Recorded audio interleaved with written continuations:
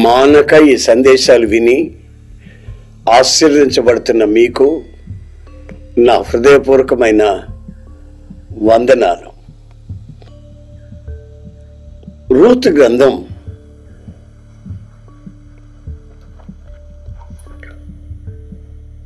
3వ అధ్యాయం 10-11 వాక్యాలలో ఉన్న ఒక చిన్న విషయాన్ని మీతో పంచుకోవాలని నేను ఆశిస్తున్నాను. చదువుతాను, ఆలకించండి. మునుపటి సత్ప్రవర్తన కంటే వెనుకటి సత్ప్రవర్తన మరి ఎక్కువైనది. కాబట్టి నా కుమారి, భయపడకము, నీవు చెప్పినదంతయు నీకు చేసేదను. నీవు యోగ్యురాలు అని నా జనులందరూ ఎరుగుదు. ఇప్పుడు మనం చదివినటువంటి వాక్యం భర్త చనిపోయిన ఒక యవనస్తురాలుతో ఆ ఊళ్ళో ఉన్నటువంటి ఒక గొప్ప రైతు ఆసామి అతను అంటున్నాడు ఈ మాట. ఏమంటున్నాడంటే, నిన్ను గురించి నేను వింటున్నాను, ఊళ్ళో అందరూ చెప్పుకుంటున్నారు. ఏమని చెప్పుకుంటున్నారంటే, నీవు మునుపటి ప్రవర్తన కంటే కూడా ఇప్పుడు, అంటే భర్త చనిపోయిన తర్వాత కన్నీళ్ల మధ్యలో దుఃఖంలో కూడా నీ సత్ప్రవర్తన మరింతగా మారిపోయింది. గనుక నీవు ఏమడుగుతావో నన్ను, అవన్నీ తప్పనిసరిగా నీకు చేస్తాను. నీవు యోగ్యురాలు అమ్మా అని అందరూ అనుకుంటున్నారు అని భర్త చనిపోయిన ఒక యవనస్తురాలు రూతుతో ఆ యొక్క రైతు అంటున్నాడు. ఆ రైతు యేసు ప్రభువుకి సాదృశ్యం. యేసు ప్రభు మనల్ని చూసి ఈ సందేశం ద్వారా ఏమంటున్నాడంటే, నీవిప్పుడు నాతో ఏం చెబుతావో అవన్నీ నీకు నేను చేస్తాను. ఎందుకు చేస్తానని అంటున్నానంటే, నీ సత్ప్రవర్తన చూసి, నీ ప్రవర్తనలో ఉన్నటువంటి పవిత్రతను చూసి నేను నీకు చేస్తాను అని అంటున్నాడు. ఈ రోజున మనం ఎన్నెన్నో ప్రార్థనలు చేస్తుంటాం, ఏవేవో అడుగుతాం, కానీ వెంటనే జవాబు దొరికినట్లుగా మనం గ్రహించట్లేదు. కొన్ని ప్రార్థనలకైతే జవాబే లేనట్టు అనిపిస్తుంది. కొన్ని ప్రార్థనలు ఆలస్యంగా జరుగుతున్నాయి. గనుక ఆయన అంటాడు, వెంటనే నీకు నేను చేసేస్తాను, ఏది ఆపను చేస్తాను. అది నీ ప్రవర్తన మార్చబడాలి. చూడండి, సాతాను గాడి ప్రవర్తన ఏంటో ఒకసారి నేను బైబిల్లో చదివా. ఆడి ప్రవర్తన ఏంటంటే, దేవుని బిడ్డలందరూ ఒక చోట కలుసుకున్నారండి. అప్పుడు వీడు పిల్లలని పేరంటాం, వీడు కూడా అక్కడికి వచ్చాడు. దేవుడు వాడిని చూసి, ఎరా సాతాను, ఎక్కడి నుంచి వస్తున్నావురా అన్నాడు. భూమి మీద నేను ఇటు అటు తిరుగుతూ వచ్చాను అన్నాడు. అంటే వాడి గుణం ఏంటంటే ఇటు అటు తిరగడం. కొంతమంది దేవుని సన్నిధికి వస్తారు, అయితే గుట్టుగా కూర్చోరు, అటు ఇటు తిరుగుతుంటారు, సెల్ ఫోన్ చేతిలో పట్టుకొని. ఎవరిని పిలిస్తే వాళ్ళతో వెళ్ళిపోతారు. వాళ్ళ బ్రతుకులు భయంకరమైన స్థితికి మారిపోతాయి. ఈ మధ్య పేపర్లో ఇట్లాంటి విషయాలు చాలా చూస్తున్నాం. నా ప్రియమైన సహోదరులారా, సాతాను గుణం వేరుగా ఉంటుంది, దేవుని సన్నిధిలో మెలుగుతున్న బిడ్డల యొక్క ప్రవర్తన వేరుగా ఉంటుంది. అసలు యేసు ప్రభువును కూడా వాడు వదిలిపెట్టలేదు. చూడండి, యేసు ప్రభు దగ్గరకు వచ్చి, నీవు దైవ కుమారుడివే అయితే ఈ దేవాలయం మీదకి నువ్వు నాతో రావాలి, అక్కడ నుంచి నీవు కిందకు దూకాలి.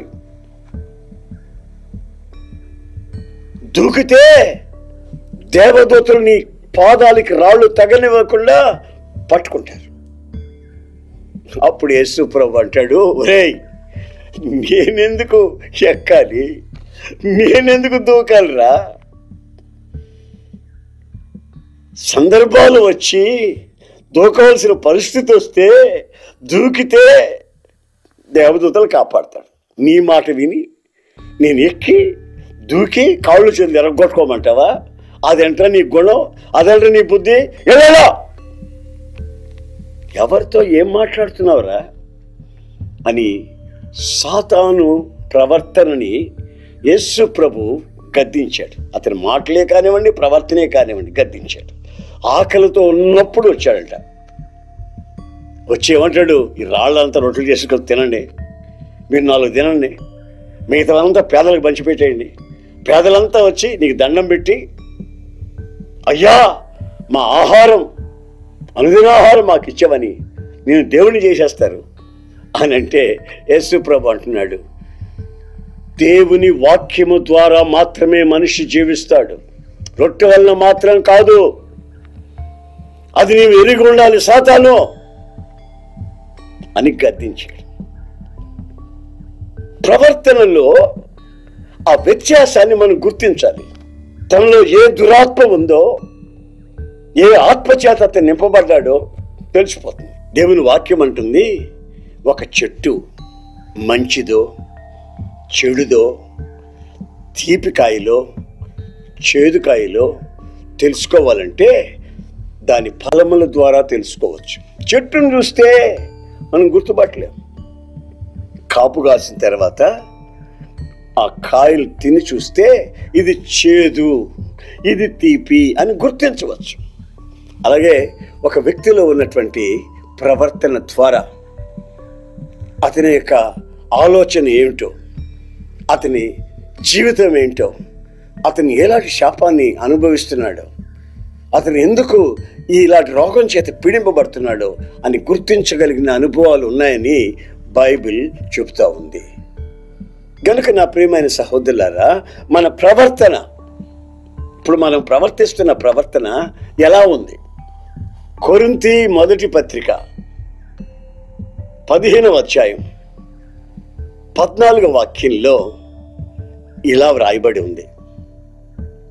ఏమని వ్రాయబడి ఉందంటే, నీతి ప్రవర్తన గలవారై మేల్కొని పాపము చేయకుడి, దేవుని గూర్చిన జ్ఞానము కొందరికి లేదు, మీకు సిగ్గు కలుగుటకై ఇట్లు చెప్పుచున్నాను. 33వ వాక్యాన్ని కూడా చదువుతాను, ఆలకించండి. మోసపోకుడి, దుష్ట సాంగత్యము మంచి నడవడిని చెరుపును. ఇప్పుడు మనం చదివినటువంటి వాక్య భాగంలో నీతి ప్రవర్తన అనే మాటను చూస్తాం. రూతు జీవితంలో సత్ప్రవర్తన, ఆమె అడిగిన ప్రతిదీ దేవుని దగ్గర పొందుకునే యోగ్యత ఆమెకు కలిగింది. అలాగే 3 బార్ల జీవితం చిగురింప చేయబడింది. మనతో దేవుని వాక్యం ఏమంటుందంటే, నీతి ప్రవర్తన కలిగి అంటే అర్థం ఏంటి? మన పాపములు ఒప్పుకొని యేసు రక్తం చేత కడగబడి శుద్ధి చేయబడిన తరువాత నీతిని మనం ధరించుకుంటున్నాం. బాప్తిస్మం అనేది నీతిని ధరించుకోవడం. నీతి యావత్తు ఇలా జరగాలని యేసు ప్రభు సెలవిచ్చిన మాట. మారు మనసుతో ముగించబడదు మన రక్షణ, అది మొదటి మెట్టే. నీటి బాప్తిస్మంలో నీతిని మనం ధరించుకుంటున్నాం. ఆ తర్వాత పరిశుద్ధాత్మ యొక్క నింపుదల కలిగి దేవునితో మర్మములు పలుకుతున్నాం. ఎవడను గ్రహించడు గాని దేవునితో మర్మములు పలికే అనుభవం. పరిశుద్ధాత్మ నింపుదల ద్వారా మన మనస్సు మార్చబడి నూతన మగటి వలన రూపాంతరం చెందుతున్నాం. మూర్ఖులని ఈ తరం వారి నుంచి వేరై రక్షణ పొందుతున్నాం. రాత్రి మగళ్ళు ప్రభు రాకడ కొరకు ఎదురు చూస్తూ కడవరి రక్షణ కొరకు కనిపెట్టుకొని ఉన్నాం. The last redemption. రక్షణ మారు మనసుతో ముగించబట్టలేదు. దాన్ని అంటారు నీతి ప్రవర్తన. కొందరు నీతిగా జీవిస్తున్నట్టు వాళ్ళు అనుకుంటారు. ఏదో నలుగురు పేదవాళ్ళకి అంత అన్నం పెట్టి ఫోటోలు తీసుకొని తృప్తి పడతారు. ఏదో ముగ్గురికి విధవరాళ్ళకి 3 చీరలు కొనిపెట్టి వస్త్రదానం చేశామని తృప్తి పడతారు. అవి మురికి పేలికలు లాంటివి. మన నీతి. కానీ దైవ నీతికి సంబంధించిన ప్రవర్తనలో మనం చూపించవలసిన అక్కర ఉంది అని బైబిల్ చెప్తున్నటువంటి సత్యం. నువ్వు మనసును మార్చుకోకపోతే వెంటనే మనసును మార్చుకొని నీ పాపం నిమిత్తమై పశ్చాత్తాపపడాలి. అలా పశ్చాత్తాపడినప్పుడు యేసుక్రీస్తు నిష్కల్మషమైన రక్తం, నిరపరాధి రక్తం నిన్ను కడిగి శుద్ధి చేసి పవిత్రపరిచి నీ పాపం సముద్రపు అగాధాల్లో వేసి మరెప్పుడు ఆయన మన పాపంని జ్ఞాపకం చేసుకోడు.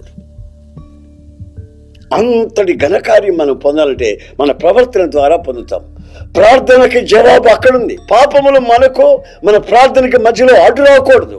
అందుకే రూతుతో అంటున్నాడు, అమ్మా నీవు సత్ప్రవర్తన కలిగి ఉన్నావు. మునుపటి ప్రవర్తన కంటే ఇప్పుడు మరింత దైవ భక్తిలో, నీ నడకలో, పడకలో, మాటలో, చూపులో, ఆలోచనల్లో, ప్రతి విషయంలో నీ సత్ప్రవర్తన చూశాను నేను. కనుక నువ్వేం అడిగినా నేను చేస్తాను.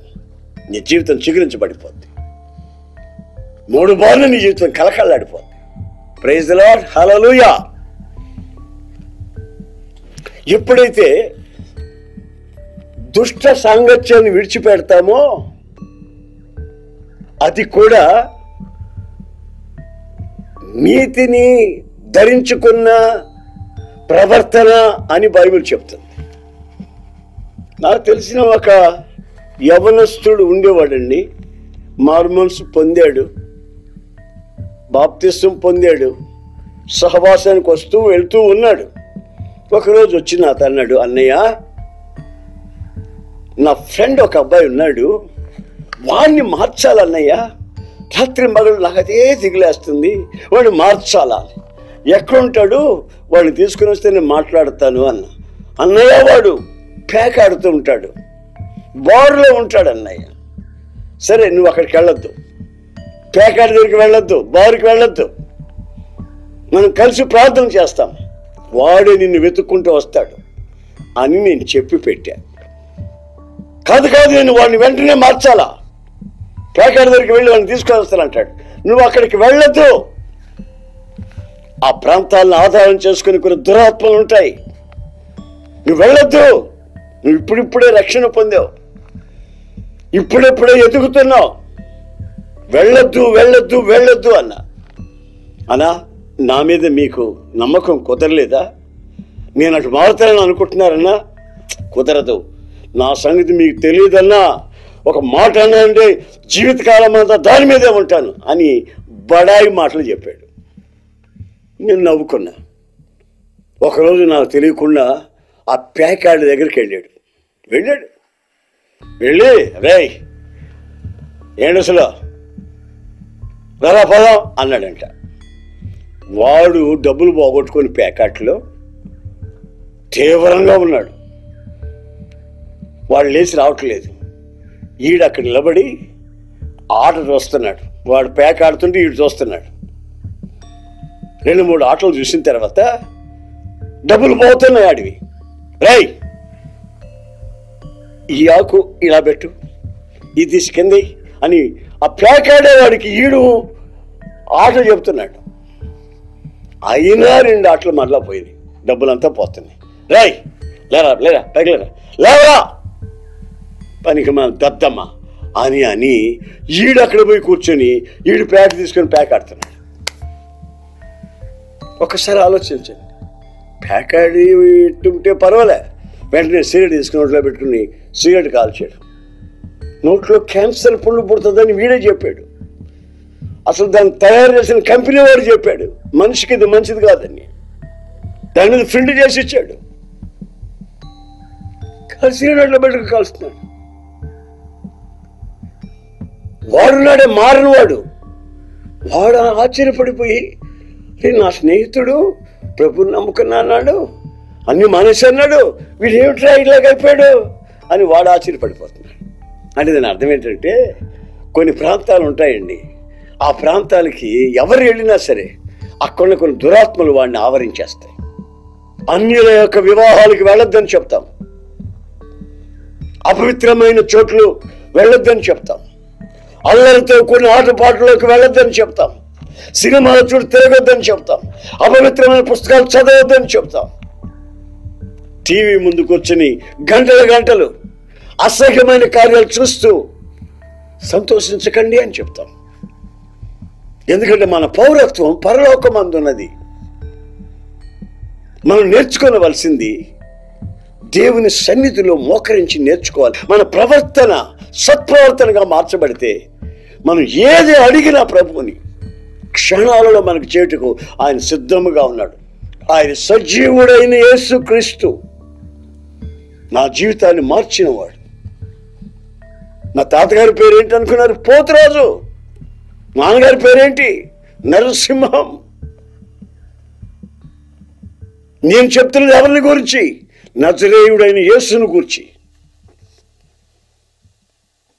మన ప్రవర్తన అపవిత్రులతో కానీ, త్రాగుబోతులతో కానీ, అక్రమ సంబంధాలు కలిగిన వాళ్ళతో కానీ మన స్నేహాలు పెట్టుకున్నట్టే ఆ పాడు స్నేహాల వల్ల మన జీవితాలు పాడైపోయే ప్రమాదం ఉందని హెచ్చరిస్తున్నాం. బైబిల్ చెప్తున్న సత్యాన్ని ప్రకటిస్తున్నాం. దేవుడు నీకు ఇచ్చినటువంటి వాక్యపు జ్ఞానంలో నిలబడి ధైర్యంగా మాట్లాడవలసిన అక్కర వచ్చింది. లోకముతో రాజీ పడకండి, పవిత్రతతో కలిసిమెలిసి ఉండండి. పవిత్రమైన చేతులైతే ఆయన ఆరాధన చేసే వాళ్ళతో కలిసి ఆ ఆరాధనలో పాలు పొంది ఆనందాన్ని అనుభవించండి. ఫిలిప్పీయులకు రాసిన పత్రిక 1వ అధ్యాయం 8వ వాక్యంలో ఇలా వ్రాయబడి ఉంది. ఏమని ఉందంటే, శ్రమ పడుట దేవుడు మనకిచ్చిన భాగ్యమని ఎంచుకున్నట్లయితే సువార్తకి తగినట్టుగా నువ్వు ప్రవర్తిస్తున్నావు అని బైబిల్ చెప్తుంది. మామూలుగా మనుషులకి తగినట్టుగా ప్రవర్తిస్తారు, ఆఫీసర్కి తగినట్టుగా ప్రవర్తిస్తారు, లోకులకు తగినట్టుగా ప్రవర్తిస్తారు, వాళ్ళ దగ్గర ఏదైనా మేళ్లు పొందేందుకు. కానీ ఇక్కడ రాయబడింది, సువార్తకు తగినట్లుగా నువ్వు ప్రవర్తించాలి. సువార్త ఏమంటుంది? శ్రమ పడడం, యేసు ప్రభు కొరకు నీవు శ్రమ పడడం, అది దేవుడు మనకిచ్చినటువంటి భాగ్యం అని ఎంచుకోవాలి. అనుగ్రహించినట్లు దేవుడు మనకు అనుగ్రహించాడని ఎంచుకోవాలి. అలాంటి తలంపు మనకు లేకపోయినట్లయితే నీవు సువార్తకి భిన్నముగా ప్రవర్తిస్తున్నావు అని అర్థం. సువార్త చెప్పుకుంటునండి గ్రామాలు తిరుగుతున్న రోజులవి. సైకిల్ ఒకటి నాకు దేవుడు ఇస్తే ఆ సైకిల్ మీద ఇల్లు తిరుగుతూ వాక్యం చెప్పుకుంటూ తిరుగుతున్నాను. ఒక చోటుకి వెళ్ళినప్పుడు ఒక తల్లి, అయ్యా ఇంత అన్నం పెడతాను తింటావా బాబు అనింది. నాకు అప్పుడు సరిగ్గా 21 సంవత్సరం వయసు. అమ్మలాగా ఉంది, ఎంతో ఆప్యాయతగా అడుగుతుంది, అన్నం తినమంటుందండి అని నేను ఆలోచించాను. అంత అన్నం పెట్టిందండి, అంత పప్పు పులుసు పోసిందండి, కమ్మగా ఉంది. ఇలా కలుపుతున్నాను. భర్త చుట్టగాల్చుకుంటూ వచ్చాడు. ఎక్కడి నుంచి వచ్చాడు మరి వచ్చి, ఎరా కాళ్ళు బాగున్నాయి, నీకు చేతులు బాగున్నాయి, కుర్రోడివి, ఇంటింటికి పోయి అంత ముద్ద తినకపోతే పని చేసుకొని బతకూడదంటారా అని నేను పళ్ళెంలో అన్నం కలిపితే ఆ కలిపిన చోట ఉమ్మేశాడు. వయసు చిన్నది. ప్రభు నన్ను పిలిచాడు. ఇప్పుడు నా పరిస్థితి ఏమిటి? లేచి వెళదామనుకునే అంత కోపం వచ్చింది. మరి ఆ ముసలమ్మ ఏమంటదండి? అయ్యా, అతను సరే మూర్ఖుడు, తాగుబోతాడు అన్నాడే అనుకో, నువ్వు దైవజనుడు కదా, నువ్వు లేచి వెళ్ళొచ్చా అని అంటదేమో అని నేను మనసులో అనుకుని అన్నం అలా కలిపి, అంత అన్నమేనండి, అలాగా తినబోతుంటే మింగుడు పట్టలేదు. ఆ నీళ్లు తీసుకుని నీళ్లు తాగుతూ అంత అన్నం తినేసి చేతులు కడుక్కుని అమ్మ వెళ్ళొస్తానమ్మా అని అమ్మకి చెప్పి ఆయన బయట కూర్చొని ఉంటే, అయ్యగారు వెళ్ళొస్తాను బాబు అన్నా అయ్యా అన్నాడు. సిగ్గుండే సరి ఈ వయసులో ఇంటికి పోయి ముద్ద తిరగపోతే ఆ మాట ఈ మాట మాట్లాడి అంటున్నాడు. నేను మౌనంగా వెళ్ళిపోయాను. సువార్తకు తగినట్టుగా నీ ప్రవర్తన ఉండాలి. ఈ మహిమగల సువార్త దేవదూతలకు ఆయన ఇవ్వలేదు, మనకు దేవుడిచ్చాడు. సిలువను గురించిన వార్త, పునరుద్ధానాన్ని గురించిన విజయం దేవుడు మనకిచ్చాడు. అది చెప్పాలంటే దానికి తగినట్టుగా మనం ప్రవర్తించాలి. నా ప్రియమైన సహోదరులారా, మీ ప్రవర్తన ఈ రోజున ఎలా ఉందో దాన్ని అనుసరించే నీ ప్రార్థనకి జవాబు వస్తుందనే సంగతి పొరపాటును కూడా నీవు మర్చిపోవద్దు.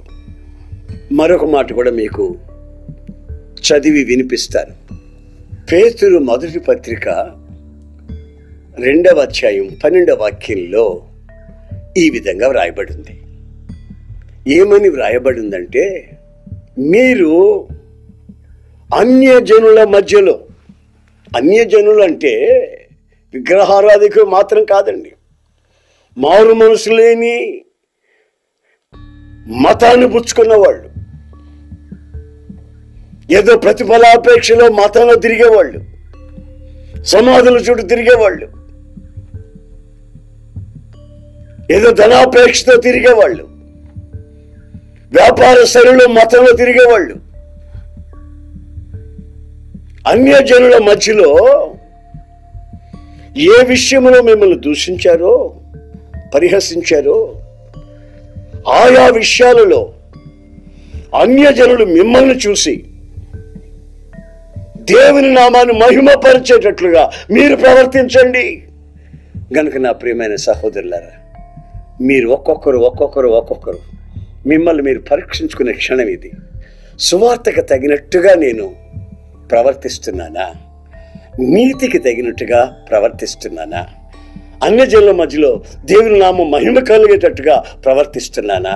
మన ప్రార్థన ఆయన ఆలకించి జవాబులు పొందే ఆ స్థితిలో నేను ప్రవర్తిస్తున్నానా అని మనం పరీక్షించుకునే క్షణం. ఒకసారి మన తలలోంచి కళ్ళు మూసి ప్రార్థన చేసుకుందాం. నాతో కలిసి మీరు కూడా ప్రార్థన చేయండి. ప్రేమగల తండ్రి, ప్రభువా, నీకు స్తోత్రం చెల్లిస్తున్నాను. నీ బిడ్డలు ఎంతో శ్రద్ధతో ప్రవర్తన ఫలాన్ని గురించి విన్నారయ్యా. ప్రతి క్షణం మా ప్రవర్తన ద్వారా మీ నామం మహిమపరచబడాలని నీవు కోరుకొని మాతో ఈ వాక్యంతో ముచ్చటించినందుకై స్తోత్రములు చెల్లిస్తున్నాను.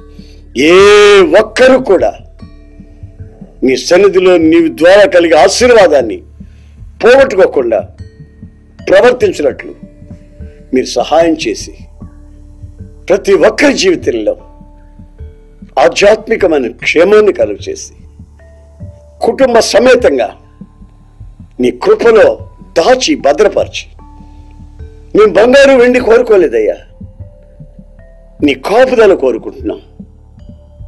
నీతో సన్నిహితమైన జీవితాన్ని మేము ఆశిస్తున్నాం. ఆ దిశగా మమ్మల్ని ఒక్కొక్కరిని ఆశ్రయించి బలపరిచి మీ ఘననామానికి మా ద్వారా మమ్మల్ని చూస్తున్న అన్ని జనుల ద్వారా మనమే కలిగేటట్లు సహాయం చేయమని నజరేయుడైన యేసు నామములో అడుగుచున్నాను తండ్రి. ఆమేన్.